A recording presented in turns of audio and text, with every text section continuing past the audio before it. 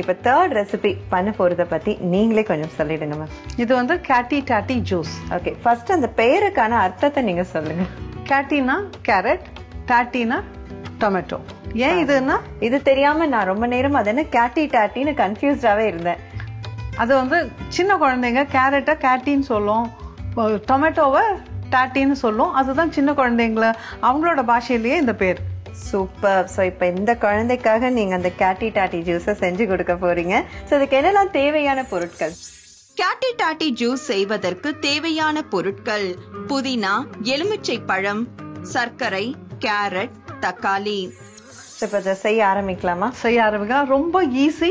நீங்க வந்து இது ஒரு பிரேக்ஃபாஸ்ட்டுக்கு கூட நீங்க பிரேக்ஃபாஸ்ட்டுக்கு அப்புறமா ஒரு ஜூஸா சாப்பிட்டீங்கன்னா ஒரு நல்ல ரெஃப்ரெஷிங்காகவும் இருக்கும், நாள் முழுக்க உங்களுக்கு சுறுசுறுப்பாகவும் இருக்கும். இப்போ வந்து துருவி வச்ச கேரட் போட்டிருக்கேன், நறுக்கி வச்ச தக்காளி.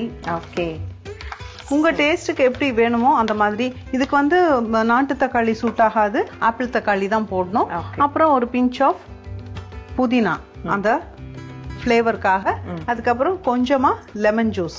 ஓகே, ஸோ அந்த ஜூஸ் உடைய மெயின் இன்க்ரீடியன்டான டொமேட்டோ, கேரட் இது ரெண்டையும் போட்டாங்க. ஸோ அதுக்கப்புறம் கொஞ்சம் ஃப்ளேவருக்காக புதினா சேர்த்திருக்காங்க. அண்ட் இன்னும் அது நமக்கு டேஸ்டியா வர்றதுக்காக பாதி எலுமிச்சம் பழச்சாறு பிழிஞ்சிருக்காங்க. அடுத்தது மேம்? அடுத்தது சர்க்கரை. ஓகே, சர்க்கரை நம்ம சுவைக்கு தகுந்த மாதிரி போட்டுக்கலாம். ஓகே, ஸோ மேம் சொன்ன மாதிரி நம்ம சர்க்கரைக்கு பதிலாக பனங்கற்கண்டு சேர்த்துக்கலாம், இல்ல பனை வெல்லமும் சேர்த்துக்கலாம். பனை வெல்லம். இப்போ கொஞ்சம் தண்ணி.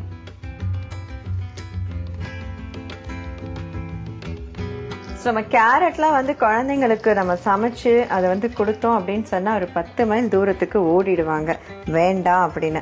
ஸோ அதுவே இந்த மாதிரி ஸ்வீட்டா அழகா வந்துட்டு நம்ம ஜூஸா செஞ்சு கொடுத்தோம் அப்படின்னு சொன்னா, அதுவும் மேம் பேர் வேற ரொம்ப கேட்சியா வச்சிருக்காங்க. ஸோ அப்கோர்ஸ் அவங்களுக்கு வந்து நம்ம கேரட் அப்படின்னு சொன்னாதான் தெரியும். ஸோ அதனால அவங்க ஈஸியா வந்து குடிப்பாங்க. இப்போ வந்து எப்பவும் போல நம்மளோட பஞ்ச் இதுல தான் இருக்கு. ஓகே, அந்த பஞ்ச் அத எந்த டேஸ்டையும் கொஞ்சம் தூக்கி கொடுக்கறதுக்கு ஒரு பிஞ்ச் சால்ட் ஓகே போட்டுட்டு இப்போ மிக்ஸில நல்லா அரைச்சுக்கலாம். ஓகே,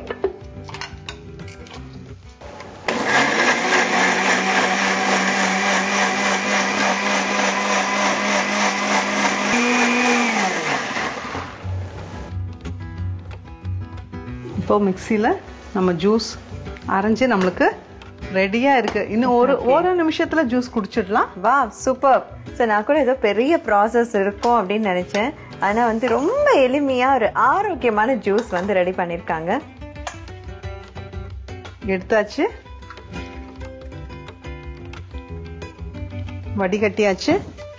இதுல வந்து உங்களுக்கு அந்த டேஸ்ட்டுக்கு தகுந்த மாதிரி தேவைப்பட்டதுன்னா எக்ஸ்ட்ரா தண்ணி ஊத்திக்கலாம், இல்லைன்னா இப்படியே நீங்க குடிக்கலாம். ஓகே, பாத்தீங்களா இது வடிகட்டிலேயே அது எந்த அளவுக்கு ரெடி ஆயிடுச்சுன்னு.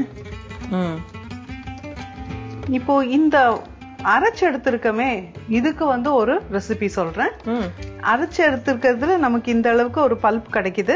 இந்த பல்ப்பை வந்து நம்ம கிரேவி எல்லாம் பண்ணும் போது அந்த கிரேவில நம்ம மசாலா அரைப்போம் இல்லையா, அந்த மசாலால யூஸ்வலி அந்த மசாலாக்கெல்லாம் நம்ம வந்து தக்காளி யூஸ் பண்ணுவோம்.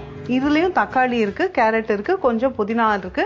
அதனால இதை வந்து அந்த மசாலால போட்டு அரைச்சோம்னா நமக்கு மசாலா கொஞ்சம் நிறைய கிடைக்கும். Okay, super. பாருங்க, அந்த வடிகட்டின அந்த இந்த கூட நமக்கு அந்த திப்பிய கூட வந்து வேஸ்ட் பண்ண வேண்டாம்.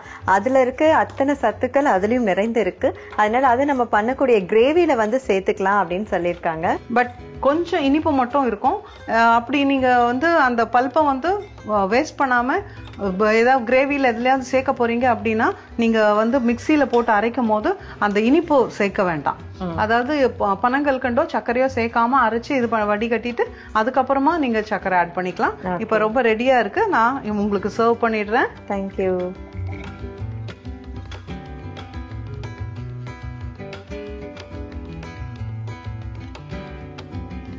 புஷ்பா மேமோட ஃபைனல் டச் புதினா.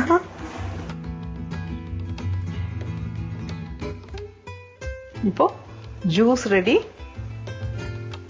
குடிக்க நீங்க ரெடியா? அஃப்கோர்ஸ், நான் ரொம்ப நேரமா வெயிட் பண்றேன். சுவைக்கலாம் வாங்க.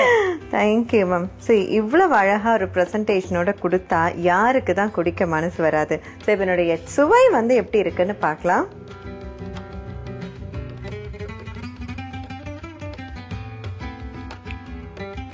உண்மையிலே சொல்றேன், ரொம்ப ரொம்ப ரொம்ப பிரமாதமா இருக்கு. ஸோ எனக்கு இது பர்சனலா எனக்கு ரொம்ப ரொம்ப பிடிச்ச ஒரு ஜூஸாவே இது ஆயிடுச்சு. ஸோ நீ கட்டாயமா நீங்க சொன்ன மாதிரி பிரேக்ஃபாஸ்ட்ல இந்த ஜூஸ் வந்து நிச்சயமா எனக்கு இருக்கும். ஓகே வியூவர்ஸ், புஷ்பலதா மேம் இந்த கேட்டி டாட்டி ஜூஸை எப்படி செஞ்சாங்கன்னு பாத்தீங்க.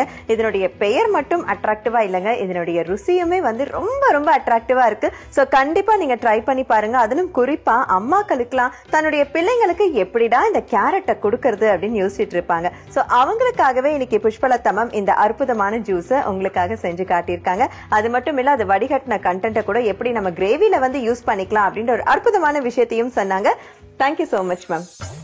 கேட்டி டாட்டி ஜூஸ் செய்யும் முறை: மிக்சியில் கேரட், தக்காளி, புதினா, எலுமிச்சை பழச்சாறு, உப்பு ஆகியவற்றை சேர்த்து சிறிது தண்ணீர் ஊற்றி நன்கு அரைக்கவும். அரைத்ததை வடிகட்டி சர்க்கரை சேர்த்து பரிமாறினால் கேட்டி டாட்டி ஜூஸ் தயார். ஓகே வியூவர்ஸ், இன்றைய எபிசோட் உங்கள் அனைவருக்கும் பயனுள்ளதா இருக்குன்ற நம்பிக்கையுடன் விடைபெறுகிறேன். நன்றி, வணக்கம். இது உங்களுக்கான ஷோ ருசிக்கலாம் வாங்க.